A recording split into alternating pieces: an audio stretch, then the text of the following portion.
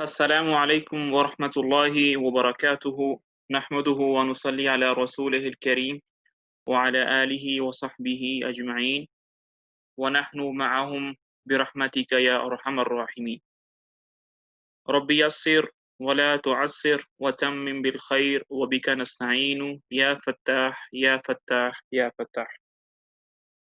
اللهم انفع بما علمتنا وعلمنا ما ينفعنا وزدنا علما وعملا صالحا يا أرحم الراحمين.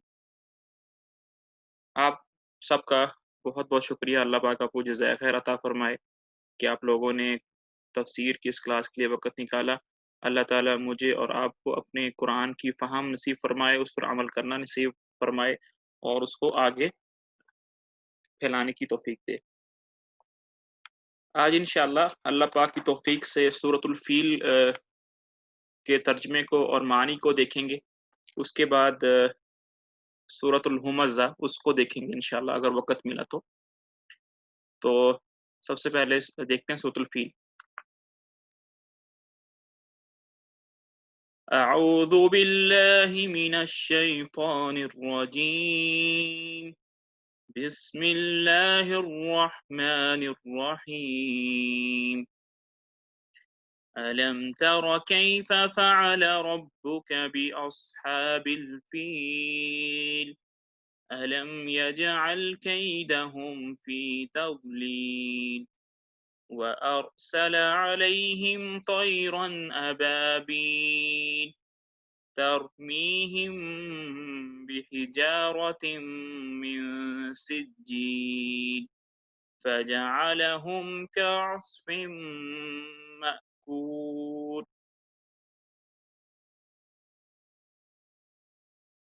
जी सूरतुल फील जो है हमेशा की तरह हम देखते हैं कि ये मक्की है। मक्का के अंदर नाजिल हुई है हिजरत के सफ़र से पहले और कुरान पाक में लिखने के एतबार से इसका 105वां नंबर है और नाजिल होने के एतबार से इसका 19वां नंबर है।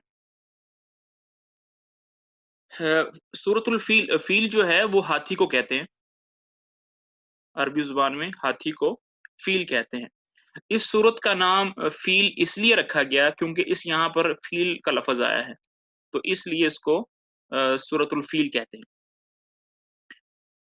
ये जो आयत है, इसके अंदर अल्लाह रब्बुल इज़्ज़त जो कुरैश के मुशरिकीन हैं, उनके ऊपर अपने एहसानात गिनवा रहे हैं कि हमने तुम पर ये एहसानात किए, हमने तुम पर ये एहसानात किए, लेकिन इन एहसानात करने के बावजूद भी तुम अपने शिर्क के ऊपर डटे हुए हो।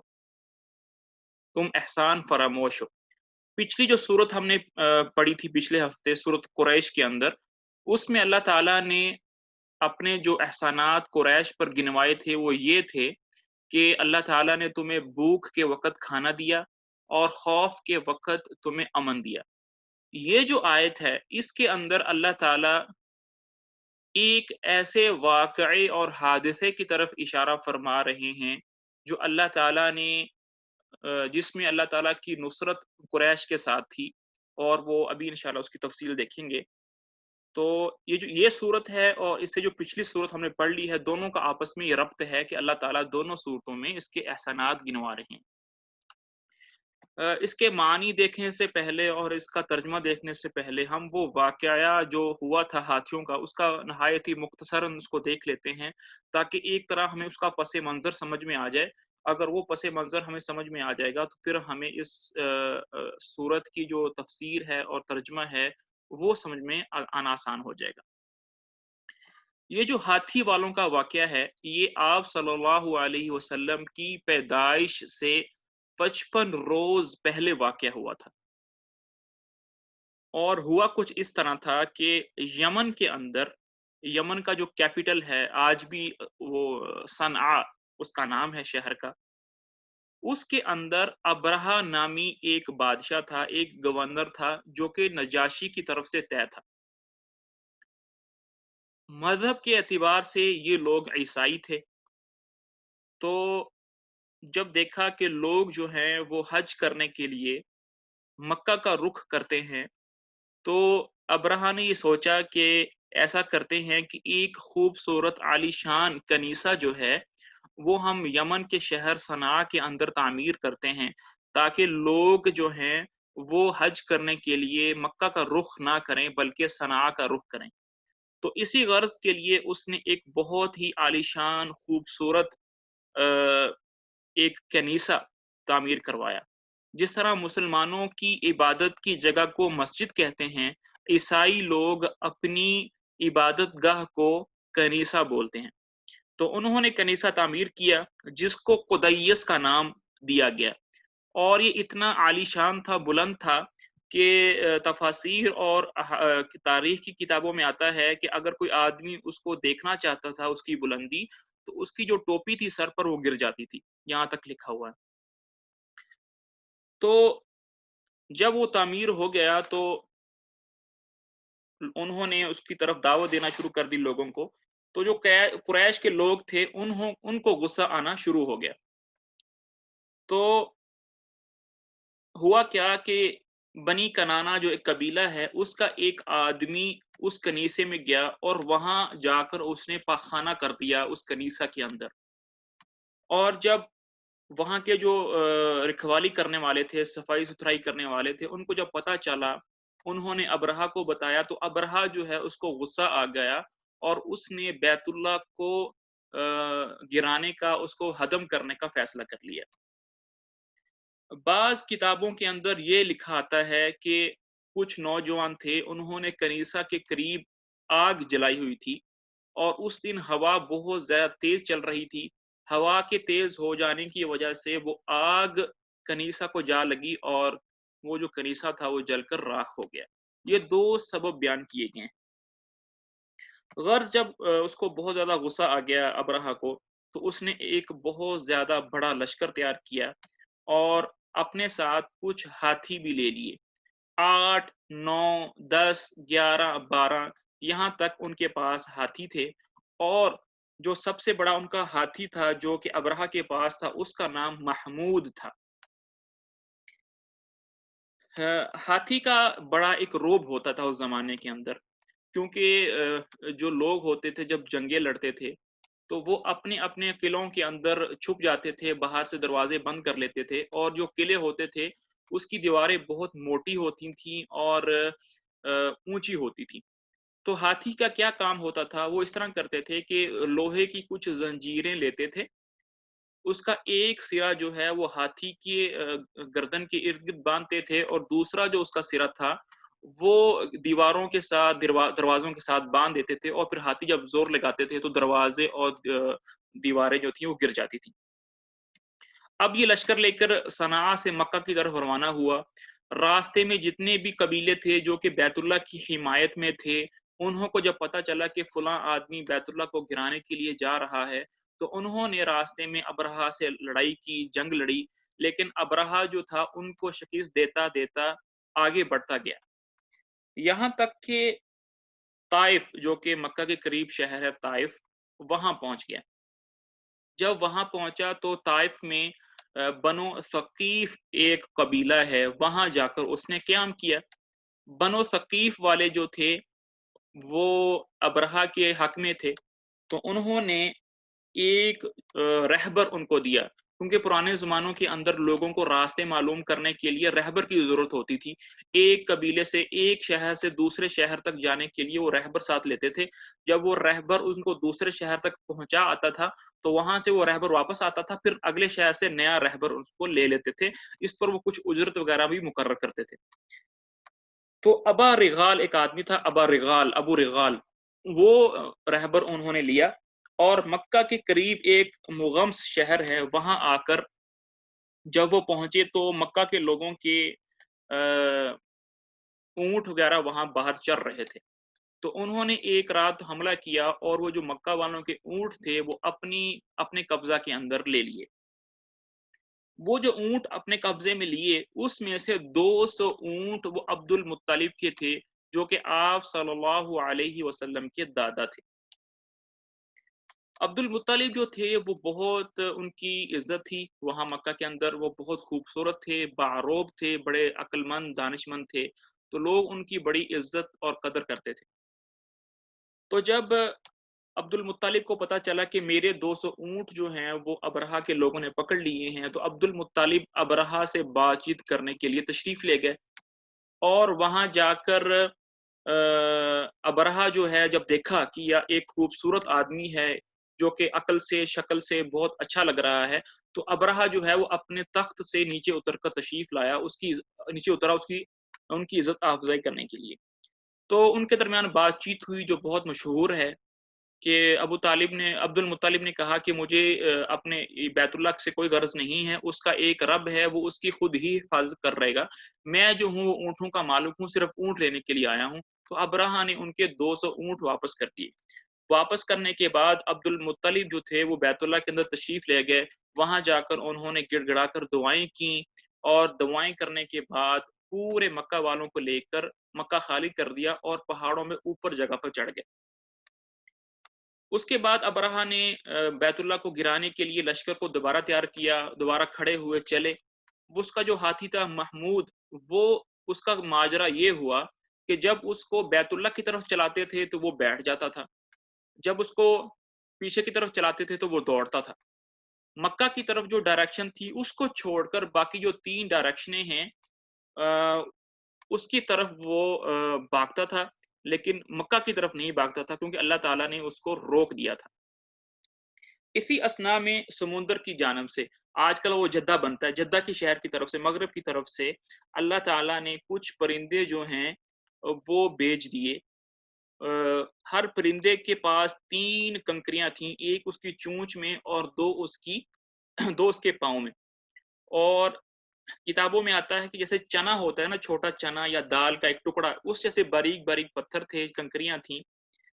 वो जब जिस किसी के सर पर पड़ती थी, तो वो सर पर पड़ती थी तो पूरे जिस्म से अंदर से घुसती हुई पखाने के रास्ते से या दूसरे हिस्से से वो बाहर निकल जाती थी और वहीं उसकी हलाकत हो जाती थी। तो लश्कर जो था उसका ऐसा हुआ कि लोग जो मरना शुरू हो गए, जो मरे नहीं उनका गोश्त जो है वो टूटना शुरू हो गया, गोश्त पिघलना शुरू हो गया, उँगलियाँ टूटती, पोरे टूटते, हाथ टूटते, यहाँ तक कि उनका जिस्म जो है वो बिल्कुल टूटना शुरू हो गया। अबरहा जो है उसका ऐसा हुआ कि उसका भी गोश्त टूटना शुरू हुआ, उसने वापस यमन की तरफ भागा भागा और रास्ते में उसका इंतकाल हो गया। हाथी को चलाने वाले इसको कोचवान कहते हैं, जो हाथी को चलाते हैं, उनमें से 2 कोचवान जो थे वो मक्का के अंदर ही रह गए और अंधे और अपाहज हो गए और बहुत देर तक मक्का ही में रहे। हज़रत आइशा और उनकी बहन हज़रत अस्मा रज़ी अल्लाहु अन्हुमा उन्होंने उन 2 कोचवानों को अपनी ज़िंदगी के अंदर देखा है। ये तो मुख्तसरन वाक़या था अबरहा का। कोई तफ़सील से देखना चाहे तो सीरत की किताबों में देख सकते हैं। सीरत मुस्तफ़ा जो मौलाना इदरीस कांदलवी है उर्दू में, वो ऑथेंटिक बुक है, उनको देख सकते हैं और मेरे यूट्यूब चैनल पर इसमें ऑडियो भी है, अगर वो सुनना चाहते हैं तो वहाँ जाकर सुन सकते हैं। ये तो मुख्तसरन वाक़या था। इस वाक़ये के में 1-2 पॉइंट जो हैं वो बड़े ज़रूरी हैं, वो आप हज़रात गौर से सुन लें। देखें, ये जो यमन वाले हमला करने के लिए आए थे, इनका मज़हब जो था वो ईसाई था। ईसाई थे ये लोग। मक्का के जो लोग थे वो मुशरिक थे। तो दीनी एतबार से यमन के लोग वो ज़्यादा अफ़ज़ल थे, बेहतर थे कुरैश के लोगों से। क्योंकि उस वक़्त आप सल्लल्लाहु अलैहि वसल्लम की अभी पैदाइश नहीं हुई थी, तो जो अल्लाह का दीन था वो ईसाई था। तो वो अफ़ज़ल थे दीन के एतबार से, लेकिन अल्लाह ताला ने मुशरिकों की मदद उनके शिर्क के बावजूद भी की। जो लोग बेहतर दीन पर थे, उनको नहीं उनकी मदद नहीं की, जो मुशरिक थे, उनकी मदद की। क्यों?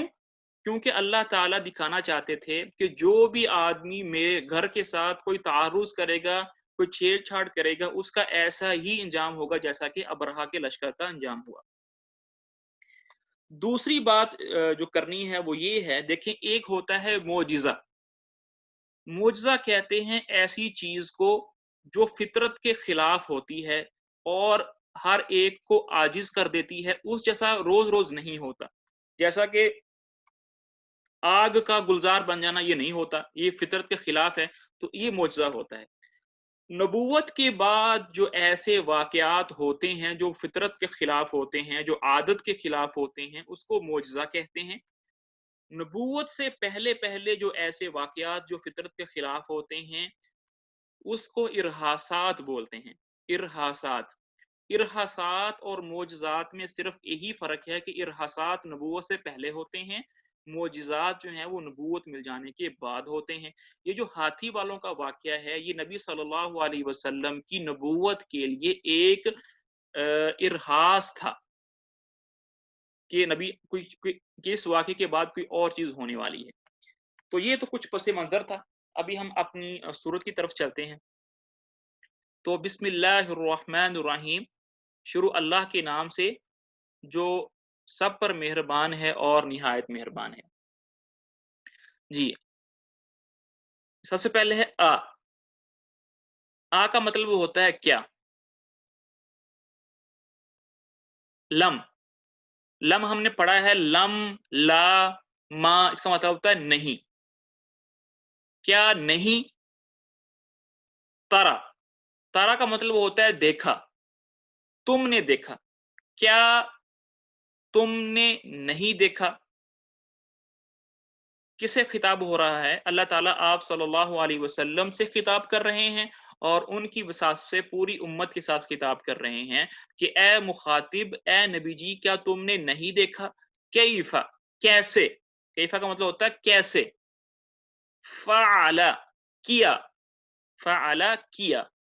आगे है रब्बुका। रब्बुका का जो है उसमें 2 लफ्ज़ हैं। एक है रब, जिसका मतलब रब होता है, और दूसरा लफ्ज़ है का। रब्बुका, रब रब, और क्या तुम्हारा। रब्बुका तुम्हारा रब। आगे है बी अस्हाब। बी अस्हाब के अंदर जो है वो 2 कलमे हैं। एक है बा और दूसरा है अस्हाब। बा कहते हैं, इसका मतलब होता है के साथ, और अस्हाब जो है वो जमा का लफ्ज़ है। उसका जो मुफ़रद है वो है साहिब, और साहिब कहते हैं साथी, और फ़ील कहते हैं हाथी को। तो इसका तर्जुमा बन जाएगा अलम तारा, क्या तुमने नहीं देखा, कैफ़ा फ़अला कैसे किया, रब्बुका तुम्हारे रब ने, बि अस्हाबिल फ़ील हाथी वालों के साथ। क्या तुमने नहीं देखा, ए नबी जी, ए मुखातिब, क्या तुमने नहीं देखा कि तुम्हारे रब ने हाथी वालों के साथ क्या किया। अलम यजअल कैदहुम फी तज़लील। आगे है आ, इसका मतलब भी होता है क्या, लम नहीं, यजअल, यजअल का मतलब होता है बना दिया, बना दिया। तो इसका मतलब हो जाएगा अलम यजल, क्या नहीं बना दिया, क्या नहीं बना दिया, कैदहुम। कैदहुम के अंदर 2 लफ्ज़ हैं। पहला लफ्ज़ है कैद, कैद कहते हैं मकर को, मकर। हुम उनका, उनका मकर, उनकी चालें, उनके प्लान्स, फी में, तज़लील, तज़लील जो है वो निकला है ज़लालत, गुमराह, इसका असल लफ्ज़ जो है गुमराह होता है। लेकिन मतलब ये होता है कि खराब कर देना, उनके जो कारनामे हैं, जो उनकी जो उम्मीदें हैं, उन पर पानी फेर देना। तो इसका मतलब हो जाएगा अलम यजअल, क्या नहीं कर दिया, नहीं बना दिया अल्लाह ताला ने, कैदहुम, उनकी चालों को, फी तज़लील, नाकाम। क्या उन अल्लाह ताला ने उनकी चालों को नाकाम नहीं बना दिया? कैसे नाकाम बना दिया वो आगे आ रहा है। वा का मतलब होता है और, अरसला का मतलब होता है भेजना। इरसाल भेजना को कहते हैं, अरसाल, अरसला, और भेजा उसने, अलैहिम, अलैहिम के 2 लफ्ज़ हैं। एक है अला, उन, अला कहते हैं पर, और हिम उन पर, और भेजा उन पर, तैरन, तैर कहते हैं परिंदे को, तैर कहते हैं परिंदे को। अबाबील, अबाबील का जो मतलब है, इसमें उर्दू बोलने वाले बहुत सारे भाई बहन जो है ना वो गलतफहमी के अंदर हैं। अबाबील जो है वो, अबाबील वो परिंदा नहीं है जो पाकिस्तान में होता है। अबाबील का मतलब है जमात दर जमात, ग्रोह दर ग्रोह। तो व अरसला अलैहिम तैरन अबाबील, और भेजे उन पर अल्लाह ने परिंदे जमात दर जमात, यानी कसरत के साथ उन पर परिंदे भेजे। अब वो परिंदे क्या क्या नाम था, कौन से परिंदे थे? तो किताबों में लिखा है कि उस जैसे परिंदे ना पहले कभी देखे गए थे और ना उन जैसे परिंदे बाद में देखे गए। बाज़ नाम रखने वालों ने उनका नाम, उन परिंदों का नाम उनक़ा रखा है, उनक़ा। तो जैसे कोई आदमी गायब हो जाए, नज़र ही ना आए, मिले ही ना, तो उर्दू में कहते हैं कि तुम ईद का चाँद हो गए हो, तो अरबी में कहते हैं यार तुम तो उनक़ा हो गए हो। क्या मतलब कि वो जो परिंदे थे वो पहले भी नज़र नहीं आए, बाद में नज़र ही नहीं आए। तो अगर किसी को कहना हो इन अरबी के अंदर, मैं उसका तर्जुमा कर रहा हूँ कि तुम नज़र ही नहीं आते, तो अरबी वाले कहते हैं कि यार तुम तो उनक़ा हो गए हो, और उर्दू में कहते हैं कि तुम ईद का चाँद हो गए हो। तो अबाबील का मतलब वो अबाबील परिंदा नहीं है, अबाबील का मतलब है जमात दर जमात, ग्रोह दर ग्रोह।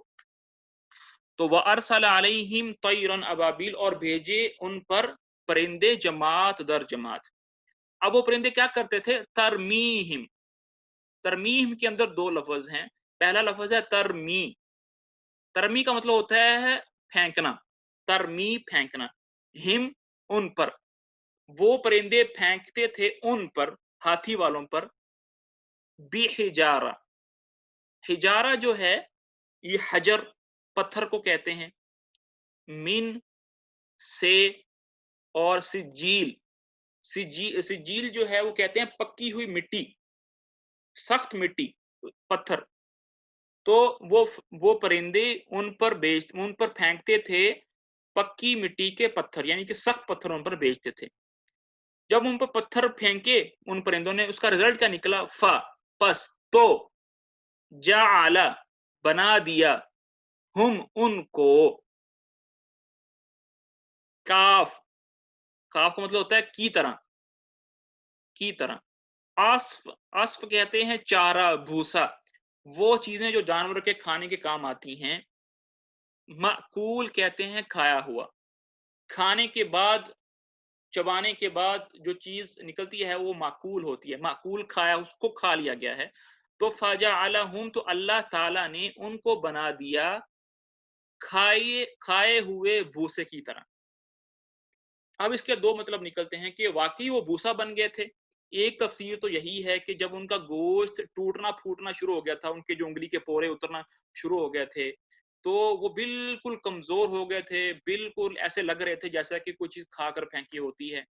और एक तफ़सीर का मतलब ये भी लिया जा सकता है कि जिस तरह खाया हुआ भूसा, उसमें कोई क़ुव्वत नहीं होती, इसमें कोई ताकत ताकत नहीं होती, वो किसी काम का नहीं होता। तो अबरहा का लश्कर जो फुल ताकत के साथ आया था, लेकिन ये एक सारा कारनामा होने के बाद उसके अंदर कोई ताकत नहीं रही। अब आगे उसके वो तर्जुमे को देख लेते हैं जो मुफ्ती तकी उस्मानी साहब ने किया है, ताकि अगर हमसे कोई चीज़ रह गई है तो वो उसके अंदर जो है वो कवर हो जाए।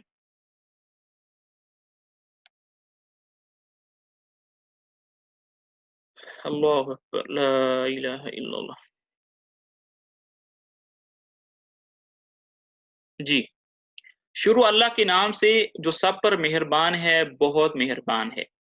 क्या तुमने नहीं देखा तुम्हारे परवरदिगार ने हाथी वालों के साथ कैसा मुआमला किया? क्या उसने उन लोगों की सारी चालें बेकार नहीं कर दी थीं, और उन पर गौल के गौल परिंदे छोड़ दिए थे, जो उन पर पक्की मिट्टी के पत्थर फेंक रहे थे। चनाचा चुनाचा उन्होंने ऐसा कर डाला जैसा कि खाया हुआ भूसा। ये नीचे उसका अबरहा के लश्कर का जो है वो पस मंज़र है, वो मैंने आपके सामने बयान कर दिया है।